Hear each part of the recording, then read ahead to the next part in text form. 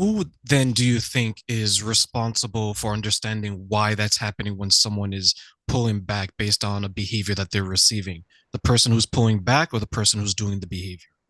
Hmm. I would say, so I think as if we know ourselves, we can't control anyone else, or understand why they're doing what they're doing. So I would say personally, just knowing how you operate and how you can, unwind the pull the thread that can kind of bring you to that self-awareness, can be impactful because yeah, you can't control what else other people can do or think or say or read into, maybe things that we do. So I would say definitely starting with ourselves and understanding and learning about ourselves. And then we can share with others. So like, for example, with my husband, he has been dealing with chronic pain now for like 2 or 3 years. And it's been, as you are married throughout several, you have lots of ebbs and flows. And so that's kind of our, reality right now.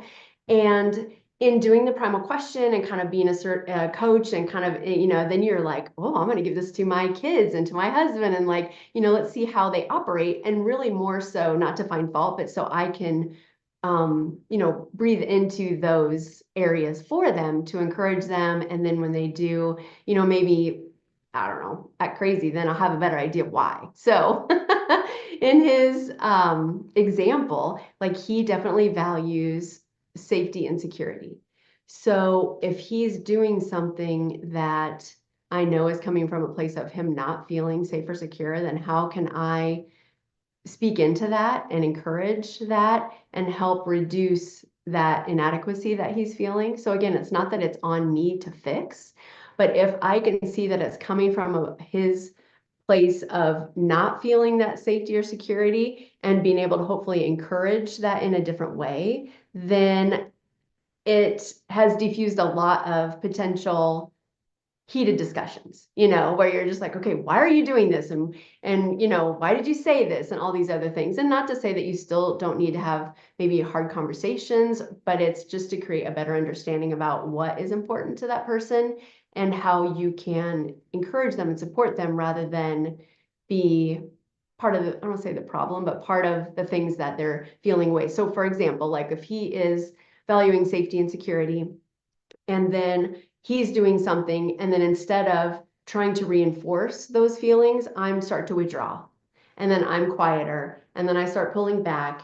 And so then I'm ultimately fueling his need for safety and security that isn't being met, and then the distance just keeps getting further and further apart. So I think just especially in a marriage relationship or just a personal relationship, knowing how those people around you, what needs mean the most to them, help you to be able to support and encourage them really in both ways. So when they're operating at their maximum, you're like, heck yeah.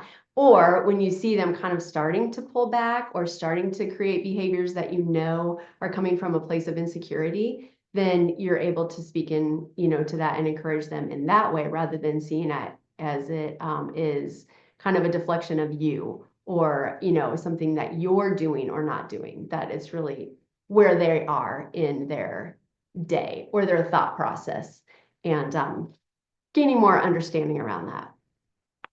And my answer is similar. And the reason why I asked that question is sometimes, and actually before I say this, do you mostly deal with men or women or both? More women, I would say. More women. Okay. Yeah, So the reason why I asked that question as well is there's sometimes you have like a group of men, they're sure. talking to themselves. Then you have a group of women, they're talking to Hmm. themselves, right? Yeah, They don't talk to each other, not right. knowing that they have similar complaints about each other, right? But they don't ever Exactly. speak Yeah. to each other. So the reason I asked that question was to get that understanding because from my perspective as a man is that I'm very straightforward and I find that most coaches are, whether they're male or female. But then when you Mhm. go into the general population, you find maybe more men are straightforward, men or women are more gentle with it, and so on and so forth, right? Sure. So I agree that the person who's feeling the insecurity or the emotions that they're feeling, whatever Hmm. it is that they're feeling, Yeah. it is their responsibility to understand it and communicate what they're feeling to the person that they're with. Right. Now, once that person has that information, now they have a conscious choice. Either they could Mhm. continue doing what's causing that behavior, sorry, that reaction in their partner, or Right. they can stop doing it, right?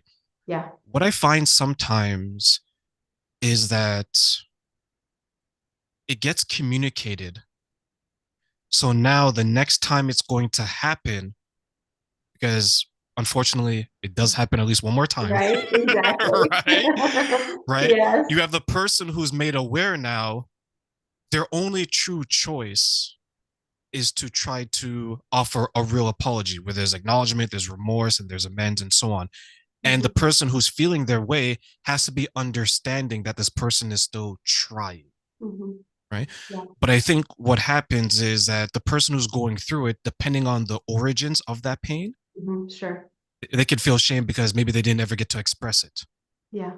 right? Absolutely. And Mhm. then the other person is now they've hurt the person that they love, and they feel guilty because they're like, okay, I'm continuing to damage this person. Like my Right. behavior is not matching my words, Right.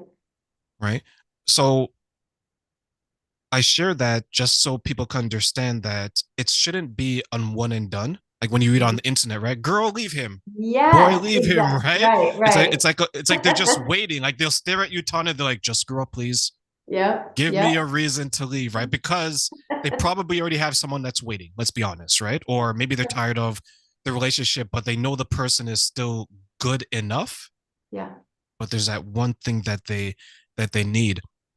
Do you find then, since you primarily work with women, Mhm. that they maybe struggle to understand their responsibility when it Mm. comes to the relationship that they're in outside of what society and culture may be telling them? Yes, absolutely. To your point, like they're like, if he should know what I like, or he should know that I need XYZ. So you're absolutely right. And sometimes it's a daily check in, that it takes time. And eventually, I think you kind of start to learn. But men, you're right. Like they're just kind of, I won't say surface, but it's like, just tell me, what do you want? What do you like? Give me a picture of the thing for Christmas, whatever it is. But then as women, emotional and wanting to feel like we should be, known and shouldn't have to explain it every single time, definitely is a lot of back and forth in terms of what that really looks like and what the expectation should be. So I agree with just continuing the communication. And I wish that it was one and done, because just think how much easier all of our lives would be in lots of different areas. But just giving each other grace and continuing to make that time for connection and communication. And yeah, it's a process.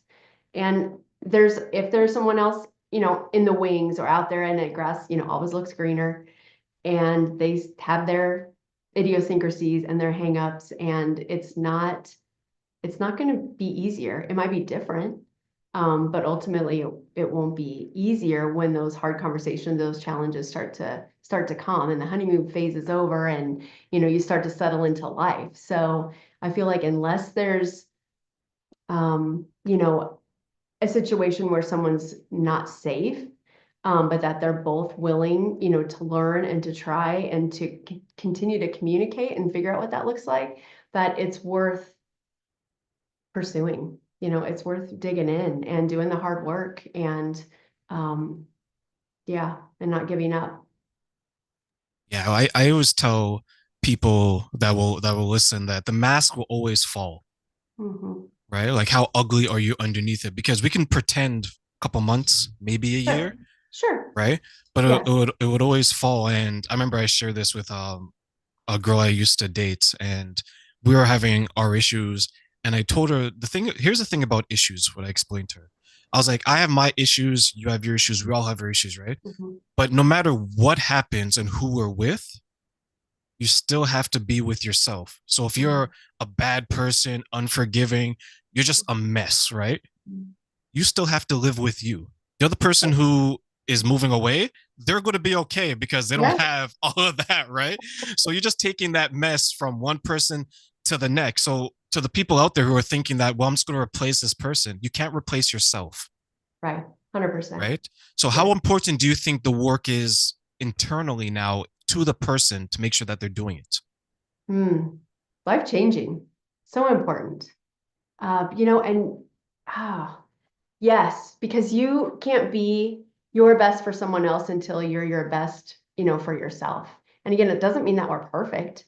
And it doesn't mean that we even know all the answers, but just continuing to learn and continuing to grow and to be open to different ways of thinking and to different perspectives. And like you said, not kind of putting your stake in the sand and being like, this is how it is, but to be open to there's lots of ways to tackle, a goal or a conversation, and if it's not working, then try it a different way.